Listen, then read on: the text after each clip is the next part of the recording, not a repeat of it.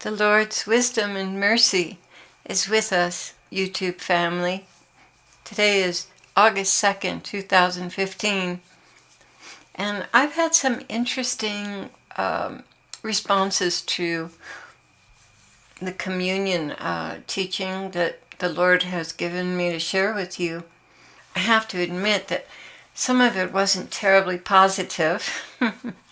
I expect a little opposition and a little flack, and I had a very hectic day today, and it wasn't as spiritual as I wanted it to be. But the moment I came into prayer, this heavy grief and oppression just hit my heart like a ton of bricks. And I could just feel the grief of the Lord. And I was grieved, and He was grieved. A couple of people had made remarks that were out of order, really. He wants to address some of these questions, concerns, and attitudes that people have about this subject. It's important to Him. And so, as I said, sitting with Him in prayer, I just felt such a heaviness and such a pain in my heart. And I knew what it was about because I just answered someone on the internet and just answered an email, and I was heavy-hearted. The Lord began, "I know exactly how you feel, my love, but you have been obedient to the letter, without gloss or withholding anything I told you. You're dealing with some very obtuse and hard-hearted people on both sides when there shouldn't even be sides. But man has made a mockery of my teachings on communion, even though within one chapter of the scriptures I make it plain, not once and not twice, but 7 times. An obtuse spirit does not hear, it listens, but hears not." Don't be broken-hearted, Claire. Oh Lord, that song of John Michael's brought back some very sweet memories and things that I really miss. I know. You must put them away. Their time has expired. You cannot go back. I need you to go forward, and I need you to nourish this flock with the truth I'm giving you.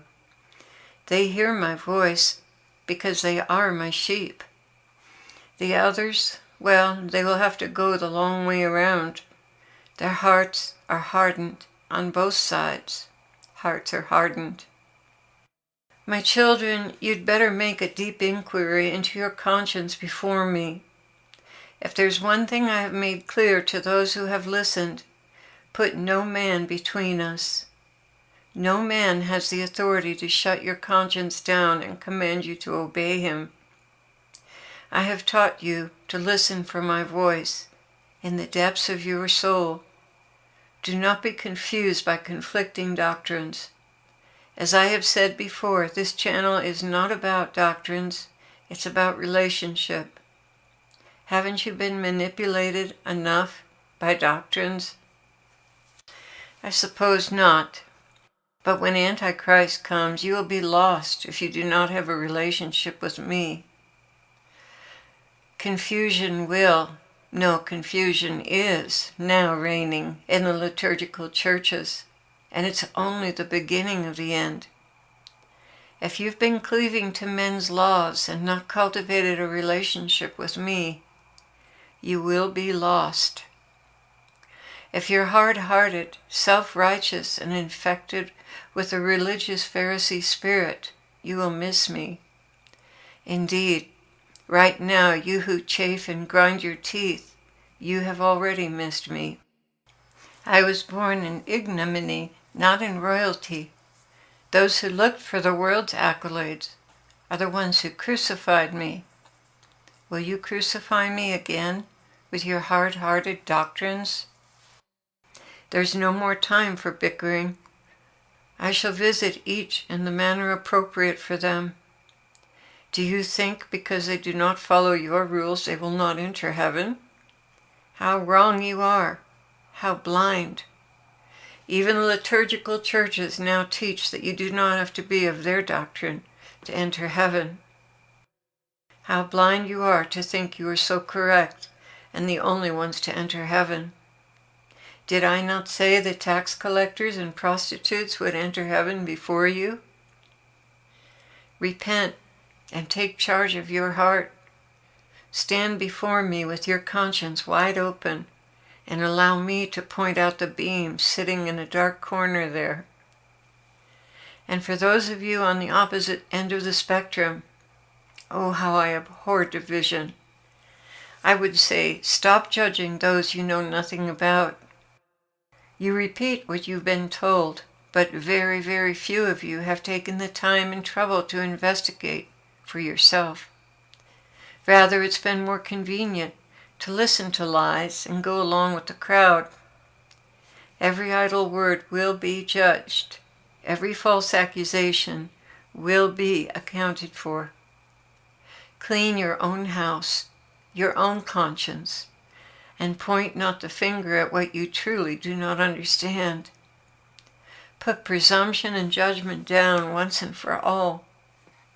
I'm speaking to some of you right now. You feel the conviction in your heart. Pay attention. This is for your own good, as well as for the good of your brother, whom you do not understand or approve of. For the sake of the integrity of this channel, I will say no more on this subject. My heart is that there be no more division, and in heaven I will have my way. But until then, if you wish to be pleasing to me, do not attack the faith of others, nor their beliefs. If you are still doing that, you're not paying attention to what I have taught you here. In heaven you will know the truth. On earth you see as through a glass darkly. Do not presume to know all the mysteries of my incarnation, death, and resurrection. Rather know that I came to love all men and die on the cross to have them in heaven with me forever. Know that the blood I shed was for all who confess me, no matter what they believe. Know that I work in the conscience of all men, whether they choose to listen or not. And I do not desire even one to perish. Know that you are not qualified to judge the faith of your brother, because you do not know how I am working in their conscience. Come out of the rule books and know me in spirit and in truth. Set your rule books down and listen for my voice. Very soon now, all your rule books will be burned in the fires of Antichrist. Then how shall you be justified? By your rules or by your relationship with me? Enough scolding now. I love you tenderly, dearly, and with my very own life's blood. I have set an example for you to follow. It is by your love for one another that I will recognize you when I come to rapture my bride.